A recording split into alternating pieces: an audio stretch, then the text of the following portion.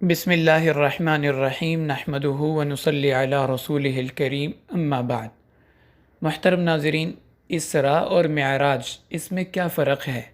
عام طور پر لوگ اسراء اور معراج کا ایک ہی معنی سمجھتے ہیں، جبکہ حقیقت میں ان دونوں میں کافی فرق ہے۔ آج اس ویڈیو میں ہم 5 بنیادی فرق جانیں گے اسراء اور معراج میں۔ پہلا فرق، اسراء زمینی سفر کو کہا جاتا ہے اور معراج آسمانی سفر کو کہا جاتا ہے۔ اور دوسرا فرق یہ ہے کہ اسراء آپ صلی اللہ علیہ وسلم کو براق کے ذریعے کروایا گیا، جو گھوڑے کی طرح کوئی جانور تھا، حضرت جبرائیل علیہ السلام جنت سے لے کر آئے تھے۔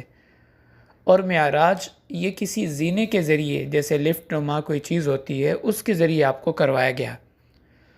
اور تیسرا فرق یہ ہے کہ اسراء کا تذکرہ اللہ تعالیٰ نے سورہ بنی اسرائیل میں فرمایا، سبحان الذی اسریٰ بعبدہ لیلا من المسجد الحرام الی المسجد الاقصی، تو یہ سفر اسراء ہے۔ اور معراج کا تذکرہ اللہ تعالیٰ نے سورۃ النجم کی آیت نمبر 11 سے لے کر 18 تک اس میں فرمایا، جس میں سدرۃ المنتہا کا بھی تذکرہ اللہ تعالیٰ نے فرمایا ہے۔ اور چوتھا فرق یہ ہے کہ اسراء بیت اللہ سے لے کر بیت المقدس تک تھا، اور معراج بیت المقدس سے لے کر 7 آسمان اور اللہ تعالیٰ کا عرش سدرۃ المنتہا، جہاں تک اللہ نے چاہا وہاں تک آپ کو کروایا گیا۔ گویا کہ بیت المقدس یہ ٹرننگ پوائنٹ ہے۔ اس سے پہلے کا جو سفر تھا اس کو اسراء کہتے ہیں، اور اس کے بعد کا جو سفر ہے اس کو معراج کہا جاتا ہے۔ اور پانچواں فرق یہ ہے کہ اسراء کا لفظ صراحتاً قرآن پاک میں آیا ہے، حتیٰ کہ بعض لوگ سورہ بنی اسرائیل کو سورہ اسراء کہتے ہیں، جس میں اللہ تعالیٰ نے آپ صلی اللہ علیہ وسلم کے سفر اسراء کا تذکرہ فرمایا، سبحان الذی اسریٰ بعبدہ۔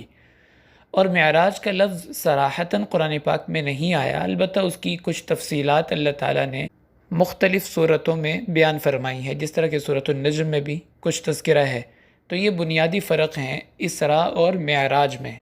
یہ واقعہ تو ایک ہی ہے اسراء اور معراج کا، اور سفر بھی ایک ہی ہے، لیکن اس کے 2 حصے کیے گئے ہیں۔ جو پہلا حصہ ہے زمینی سفر، اس کو اسراء کہا جاتا ہے، اور جو دوسرا حصہ ہے اس سفر کا جو آسمانوں کا تھا، اس کو معراج کہا جاتا ہے۔ تو یہ 5 بنیادی فرق ہیں اسراء اور معراج میں۔ وآخر دعوانا ان الحمد للہ رب العالمین۔